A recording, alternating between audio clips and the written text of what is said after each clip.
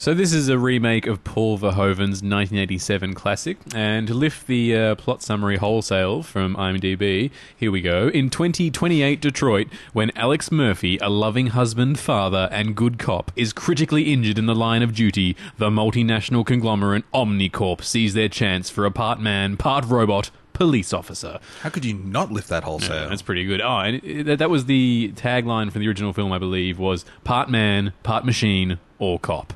All awesome. Yeah. So, this stars Joel Kinnaman as the titular character. The original Robocop, of course, was Peter Weller, one of his most famous roles. Joel Kinnaman I've never heard of. I don't know about you.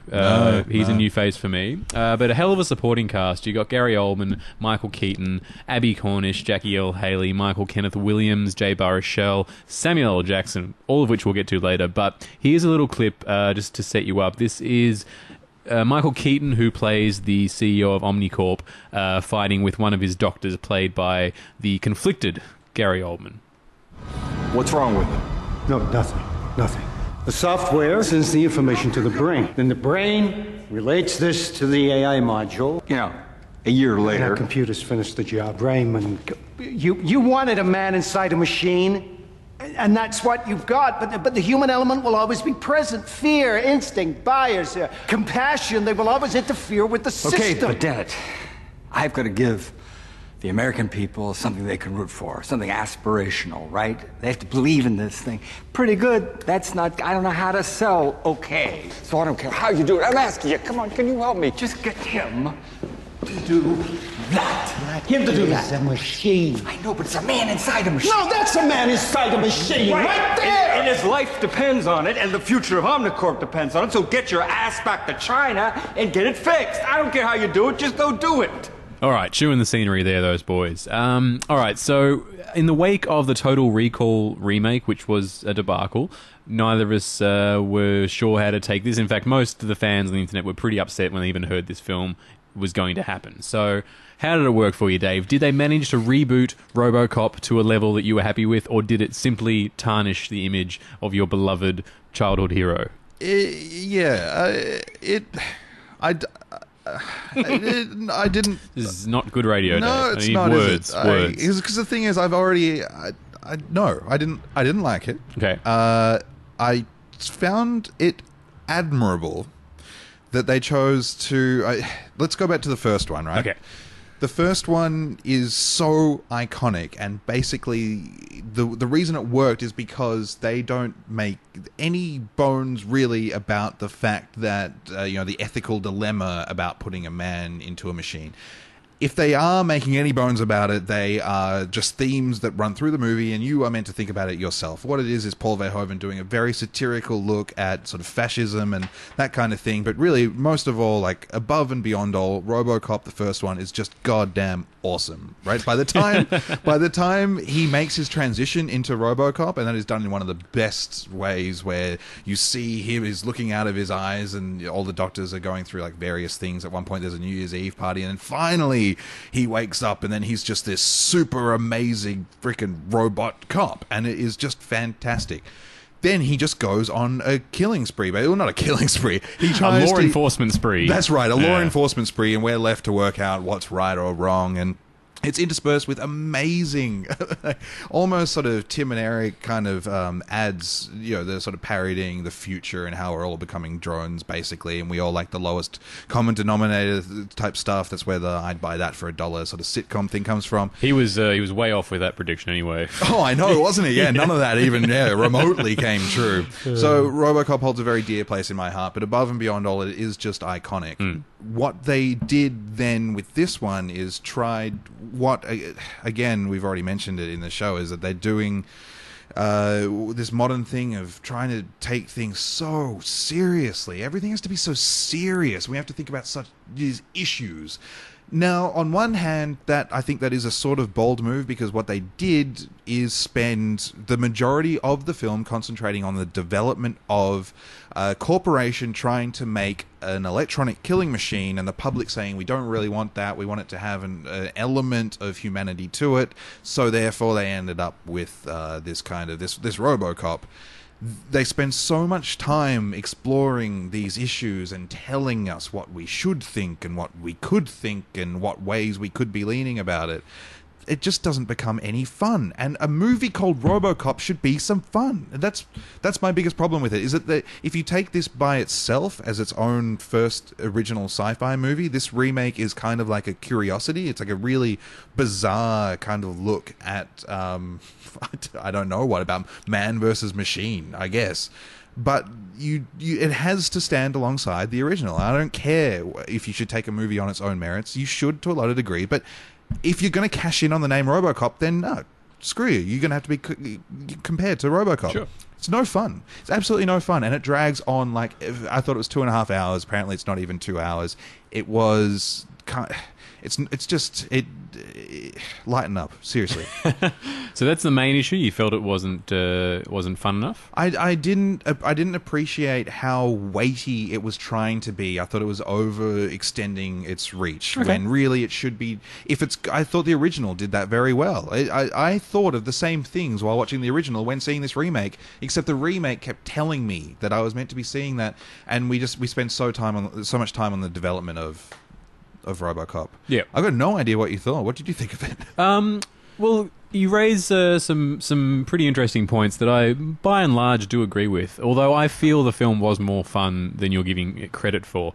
When I went home last night, I immediately rewatched the original. Me too, just to jog my memory. It's one of those films I revisit a lot, but I wanted to make sure I had all the arsenal I could bring to the table. And I think if you do transplant that basic story and that sort of the technique they used in that film and bring it to now, it's just not going to work. You do need more of that internal stuff about the man versus machine that you're talking about to make a film for a contemporary audience. I don't think Robocop is going to work in the theater for a contemporary audience anymore, so you need to go deeper. And I was actually really impressed by what they did, and I surprised myself by actually having a great time. I really enjoyed this film. Really? Okay. Yeah. All right. So one of the prominent thing about the original, when people think back to Robocop, when you compare Robocop to its peers, you look at the satire. I mean, that was a huge part of that film. It's a huge part of Verhoeven's oeuvre. You know, that French word that means all the shit he made. Yeah, all the shit he made. Yeah.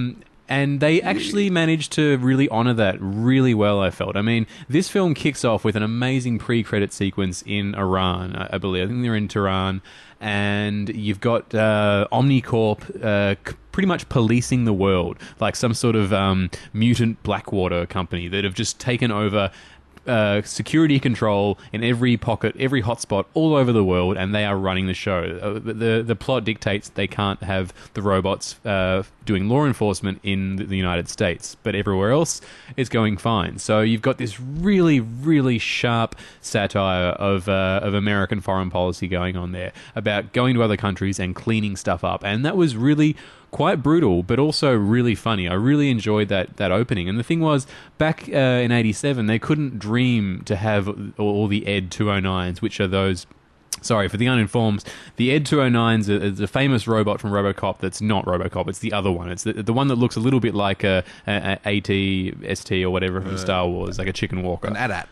No, AT-AT's the four-legged one. I'm talking about the two-legged one. Oh, there's a two... Oh, yeah. no. Anyway, so... I thought I was going to briefly extend some nerd knowledge, but it didn't go deep enough. Yeah.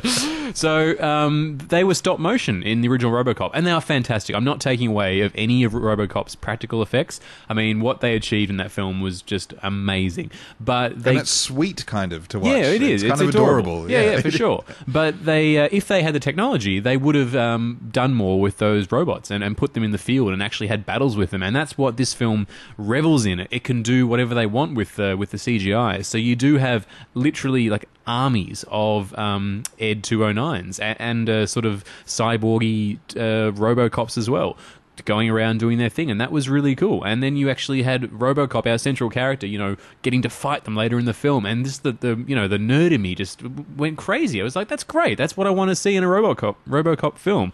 When the sky's the limit and you can do whatever you want with that, why don't you geek out and have Robocop in battles with the Ed 209s? I was really down for all that. For sort of sure. stuff. When he's fighting the Ed 209s, it is it's a hell of a lot of fun. It's funny going back and watching the original because the main ending to, and it's not really a spoiler, but the main ending to one of the fights with an Ed 209 in the original is that it can't walk downstairs, which is just, I mean, it's sort of like and a then cow. It cries. It Cries, but it can't get up. That's It's right. I fall and I can't get up. It's really it funny. squeals like a pig. No, it's great. I'd forgotten about how anticlimactic that was essentially. but also very climactic in a sense. I mean, it's definitely an event. I think though the main reason I didn't care for this huge sort of ultra focus on the character of Alex Murphy in this new one is that I didn't buy that guy, the Joel Kinnaman's guy.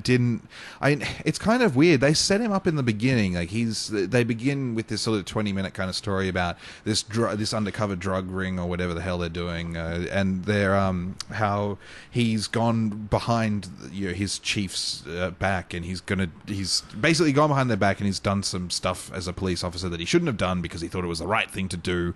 And then when he gets injured, they pick him for this Robocop program. When they're going through, but before you go on, when he gets injured in this film, though, it's intentional because he's getting too close to the truth. Whereas the original, it was incidental that he was injured. He happened to be in the wrong place at the wrong time.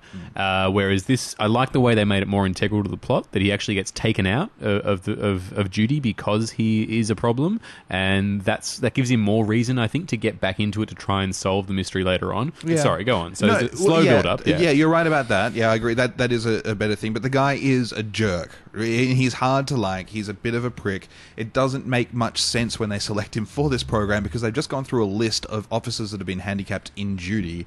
And they get to one guy and they say he would be perfect. He's got a bit of a temper, but then they pick this guy. He'll be perfect, even though he has this flagrant disregard for the law. I thought think he was that bad, though. Oh, I see what you're saying. No, that's a hypocritical thing. That's not my main point. Is that really bugged me for a lot of it? Is that they should, if they're going to make such a big deal about who they need to put in the suit, that it has to be so perfect. They picked this guy with a ribald. But they were saying that other guy was emotionally imbalanced. Like that was Gary Oldman's doctor saying he's not going to work. His profile is off. But this guy. They literally said he has anger issues. Yeah, he has a temper. He also said emotionally imbalanced. And then when it comes to Alex Murphy, I mean, all they know is really what the news has given them, and the news sold it as like a heroic story. So all they know is he's a family man, and he got injured in the line of duty. He's a good guy. So anyway. So what happens is the more we go along and the more we're led to invest in this guy's story, as I don't care, since I don't care about him, I don't really care about his wife, played by our own Abby Cornish.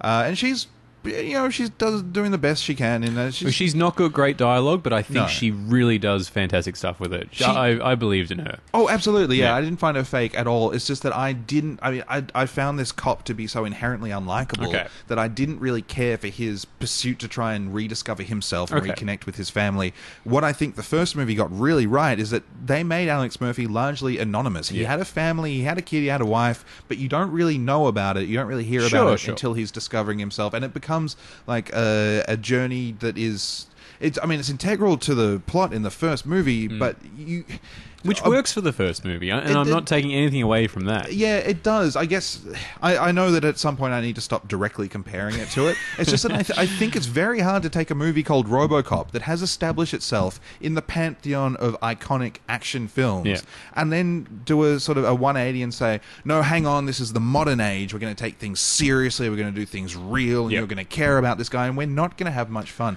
I didn't have as much fun as...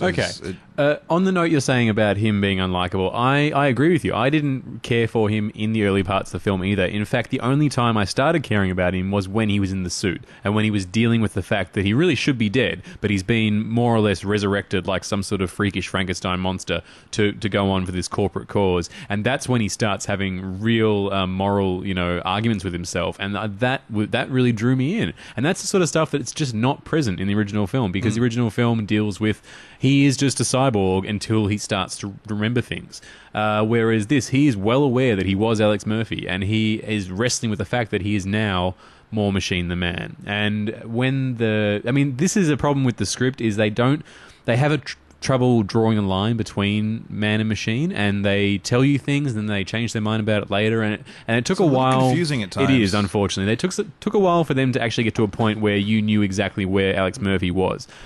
But I thought all that stuff was good time invested. I was happy to go along for that journey with him, and for his actual transformation, I mean, there's some freaky Cronenbergian body horror in there, and that stuff I've never seen before. I won't spoil it because it's a great reveal, but the way they go about showing what's left of him, essentially, it's creepy as hell. For me, that was the best part of the film. I found it really disturbing, kind of creepy, and approaching the point that I would have liked it to have been. I would have liked it to have been more edgy and to have taken more risks, I think. I mean, it had that feeling of modern remakes of being kind of too glossy, too slick, too sort of polished around the edges. I can it see didn't.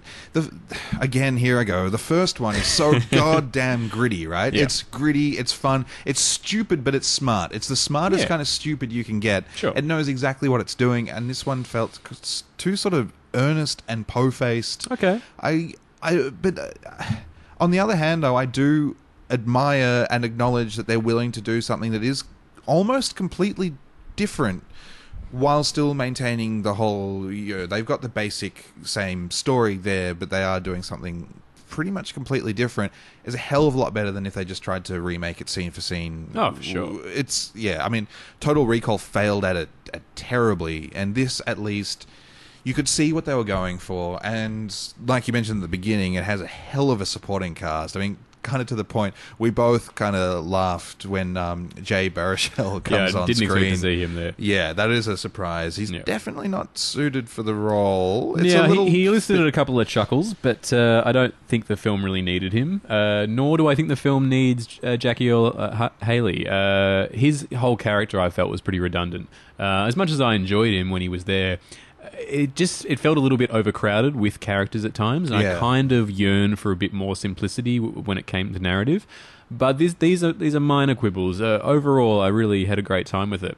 The production design is pretty fantastic. Like, I love the idea of Omnicorp having these sort of training centers in China, and there's the sequence where he wakes up and finds himself on the other side of the world in this weird environment. I thought all that stuff was really fantastic. Unfortunately, the training stuff does go on for quite a while, and it takes a long time for Robocop to be actually on the streets of Detroit enforcing the law, and that's what I was hanging out for. So this film's got a lot of problems. I'm not saying it's perfect. It's a wonderful film.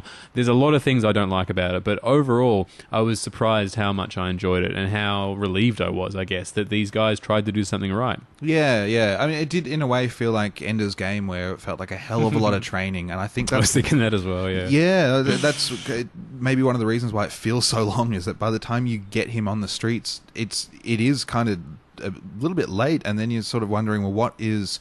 I mean, they don't really set up a big overarching evil that's obvious in the beginning, the same way they do in not only the other film, but just in films of that nature generally. So they don't have one big bad. I mean, there's a guy that, there's a guy that he's going to go after, but... I see what you're saying. Like, in the original film, the Street Hood was more the obvious big villain, and everything else in sort of the shadows, but the Street Hood in this film is not such a high-ranking player. It's kind of more obvious that the evil corporate overlord is the bad guy. So there's no need to hide that fact, like in the original, I guess. Exactly. I mean, it played very well by Michael Keaton, who actually provides a lot of levity. Yeah, much-needed levity. I kind of wanted him to be bigger, to be honest. I felt like he was hitting a lot of mid-level stuff where he really needed to just chew the scenery and be crazy. I just felt he wasn't quite pushing the envelope. Yeah. I want to talk about Sam Jackson a bit because, his role is quite amazing. So this is what I'm talking about with the satire. So Samuel L. Jackson plays this guy, Novak, who runs a sort of a conservative talk show, I guess. And the Novak Factor. There you go. So Element. Something like Element? that. Something like that. Yeah, He's a supporter of bringing the robots into police the US, on US soil. And he has different guests on his show and stuff. He's like a Fox News reporter. Sure. Or like a Chris Beck or something in the States. So the sort of guy that Stephen Colbert takes the piss out of. Sure. Flagrantly right right-wing, Sure, Bill sure. O'Reilly type spouting propaganda, telling you what you think and what we need. But Exactly. it's news. But it's Exactly. news. Which is something we don't actually have in this country to compare to. Not on TV. no, on to the best of my Talkback Radio, knowledge. we Okay, do. sure. Unfortunately. So Sam Jackson, he opens the film, this Novak guy, he closes the film, Wait, he hang on. interrupts... Sorry, we have a current affair in Today Tonight that just got cancelled on the East Coast. But yeah, I didn't want to let that slide. Okay, fine. But this is pretty sharp satire, and considering you've got really big shoes to fill, I thought this was handled really, really well. I mean, the final speech from the Novak character is perfect, because if you were of a certain persuasion, you could take that without any irony whatsoever and be fully supporting what that guy was saying. And if you're on the other end of the fence, you might be thinking, that's really funny. That makes me think about this, that, and the other. I mean, I was surprised at how smart that level of irony was going on there, which I didn't expect from this film at all. I was expecting them to have some jabs at the pop culture, the social commentary sort of stuff, but actually it was pretty intrinsic to the film. And that's a pretty big deal. And all I keep thinking about, more than I was comparing it to the Robocop remake, sorry, the Robocop original, I was comparing it to the Total Recall remake, which was, as I mentioned earlier, just a terrible, terrible film. And this film is just worlds away. Oh, it is, yeah. It's definitely not terrible. The whole Novak element thing, I am really conflicted about, because I understand that it should be taken satirically, but I always felt like they were hitting the wrong notes with it. Like maybe they weren't sure exactly what they were doing with it. No, of course not. Yeah. Well, it did hit all the completely correct right-wing notes, but at the same time, I guess maybe one of the reasons I didn't like it is because it could so easily be taken as, it could be taken sincerely. Yeah, and so what if it is? That's satire. It's genius. Yeah, that's right. Well, I think one of the reasons it sat poorly with me was because the beginning where it has that same sort of American thing, although yes, it might be satire in this, of white man coming to save other man's country, and this very American idea that they need to come in and take control of someone else's country so they can have the freedom that they enjoy in the US. I get that it was satire. I didn't find it anywhere near as insightful or intelligent or as humorous as satire needs to be. I found it kind of plodding, and it fell back to it a lot, and it didn't have the same magic for me. It's weird because if this was a standalone film, maybe that would be some kind of thing. I mean, it's obviously a very Paul Verhoeven they borrowed it completely from. Look, they're honouring the style. original film, and I appreciate that. Which they should do to a degree. It's just that this felt kind of nasty in some kind of way to me. Like, it felt kind of insidious. Like, in a way, it was too close to reality for me to actually find it satirical when the rest of the movie wanted itself to be so serious as well. The movie didn't present itself lightly enough to get away with satire that is so loosely satire. I disagree. I thought it worked really well. Did you happen to catch any of the scrolling marquee stuff whenever there was like a news station stuff? No, I didn't even know. There was some great lines there, like the president says no, astronauts cannot take hookers into space. There was just random things going on down the bottom of the screen. So they're definitely trying to take the piss. Yeah, it was very funny. And look, and that whole press conference sequence is really amazing. Like, I love it when they make him go full android, like that part of the film. That's where it really took off for me, and I really enjoyed that. What did you think? I wanted to know about the actual suit itself. This is the main thing I wanted to get to. Bring it on. Again, the original, so goddamn iconic, right? It is. It's good we're not referring to the original too much. Yeah, no, well, okay. Now, I understand that argument, right? But if you're going to call a movie Robocop and remake Robocop, you're goddamn well going to stand up to comparison. Sure. And that's what you're going to have to suffer for taking the dollars out of people's pockets based on a pre-existing property. Fair call. Pisses me off that people say you have to take it on its own merits. I understand. I do understand. But I also think it's this kind of naivety towards this extreme cynicism by the people making the film. So I'm taking it you love the new suit then. The new suit, at first when they were paying tribute to the original, I thought it was fine. What I didn't like about it is that it was so freaking bland. people have already been sticking Batman's head on top of it. It is very close. It's kind of like a batsuit without a cape. I mean, yeah, sure, it's a little bit different here and there. The one thing I did like about it was the black visor with the red lines. I really like the color scheme of black and red. Those are just kind of colors that appeal to me generally. But it didn't strike me... So, saying 30 or 40 years, right? The original Robocop suit, along with the Terminator, things like that, those are still going to be iconic in filmgoers' minds and just in general popular culture. This suit seemed just not to have enough panache or enough anything of its own.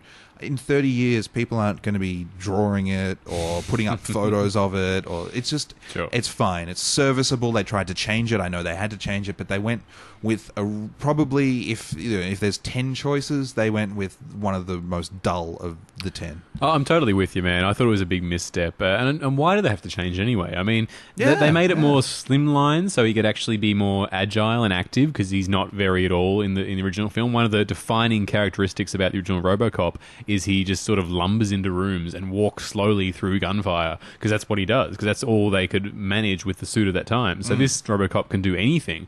But why make the suit so black and boring? I agree. They start off with a more classic feel, and then there's a scene where the corporate overlords decide to change it because they feel black is more appealing. And it is funny, but unfortunately we lose because we have to deal with this boring black suit for the whole film. There's no need for it. It's funny because it's kind of like the filmmaker or the scriptwriter saying, this is we have to put in a funny line here about how modern society is all about sort of generic looking kind of things. But then if we do that, we're going to end up with an hour and a half of a generic-looking thing, and that's exactly what happened. It's really sad, and also he spent a surprisingly large amount of time with his face exposed. It's not the same Judge Dredd, Sylvester Stallone Bringing argument. Bringing it back to the human element inside, though. That's right. Which is the core of the story. Yeah, so it is justifiable. Yeah. It's just that it looks kind of goofy. It does look a bit, but you think about Peter Weller in the last third of Robocop. He's really pretty much just with his face exposed. Because the suit's damaged. That's right. But I would have liked a lot more. Basically, I guess what I'm saying is the only thing about the suit I liked was the black visor with the red line, and it was seldom used. Okay. Yeah, you're right. It needed to be used more. I felt the bringing the family front and center really pushed the sentimentality to a dangerous level, but it worked for me. What did you think of the kid and the whole family unit and stuff? Did that work for you at all? No, because I want my Robocop to get out there and kick some ass. I don't want my Robocop to stare and kneel at his kid. Basically, I don't care about this guy anyway, so why do I care about whether he connect with his kid? I care more about the kid than I do about the guy trying to connect with the kid. Sure, it's sad for the mother and the son. It's just it is one of those things where you feel like almost every time it changes scene, you go, oh, that's right. They're also carrying this story. It's like they got an A, a B, a C, a D, and an E plot. They got everything going on. Trying to cram in too much stuff and still amazingly make it feel way too long and also kind of empty. Sure. I don't know. Did you? I loved it. No, that was something that really kept me involved in the film. What about it though? The kid. I mean, I really thought that was really well handled. I mean, it could have been completely misused, but you got that sequence where he meets the kid many months after the accident. So dad's been out of the home all this time, and he comes back in, and the kid says to him, I taped all the Red Wings games for you, Dad. That was a sweet moment. And he says, wow, thanks. How did we do? And he goes, I don't know. I haven't watched them yet. I've been waiting for you. I mean, that's adorable, yeah? I'll give you that. That was nice. That's good, precise script writing, They take that one moment and that's all you need. That's all that scene is. It's just a very simple scene of connection between father and son. And that's not what I expected from this film at all. Yeah. So I give it props for that. Yeah, sure. Look, I give it props for a lot of stuff. I give it props for trying. I mean, I'm surprised how lenient you're being, actually. I really thought you were going to come down hard and really, really hate on this film. No, well, because they tried to do something and they tried to inject something different into it. I think they really messed it up and they really failed. But it doesn't make me angry. I mean, what makes me angry is that now I have to say I love Robocop and then have people say, oh, the original or the remake? I mean, that kind of shit. I don't think anyone's going to say that anytime soon. I mean, it's not going to take its place in pop culture yet. Yeah, if all is right with the world, which hopefully it might be, then this will just sink under the radar. And in a few years, people won't remember it. But that begs the question then, why bother if it's not for the dollar? It's just... No, I think they achieved a lot. I think this film will stand on its own, and I think that's going to be the biggest testament to this film is it won't be endlessly compared to the original, and people will look at this as a different beast, and they'll look at it as one of the few successful remakes of 80s sci-fi, which is pretty hard to do. I think successful is a stretch, but I think I think it's successful. I do think they scored some goals. They really did do something different, but they managed to retain the heart and soul of the original. Maybe a little bit too much. There were certainly lines of dialogue that were recycled from the original, which didn't need to be there. They were paying lip service to the fanboys too often. Once again, don't think the film is perfect, but I did really enjoy it. Yeah, I think if nothing else, it serves as a template for how to remake an iconic film if you are forced to do so because you're broke. It's worse things have happened, and I think that is I feel good not being so outraged by it. I mean, I love Total Recall, and that was just shocking. Yeah. So now, in my Paul Verhoeven trilogy, all I have to do now is come along, remake Starship Troopers, and make it completely seriously, so that the 80% of people that saw it the first time and took it seriously can go see this one and say, "God, they really messed it up this time." You think that's going to happen though? I mean, that film still holds up. Even the effects hold up. There's no need to touch that film for another 40 years. Like, please, but leave it alone. It's so misunderstood. A lot of it's so common now to hear people go, "Starship Troopers, that was terrible." Really? I only hear good things about it. I love that. Oh, look, if you're, I mean, I love it. Okay. What can I say?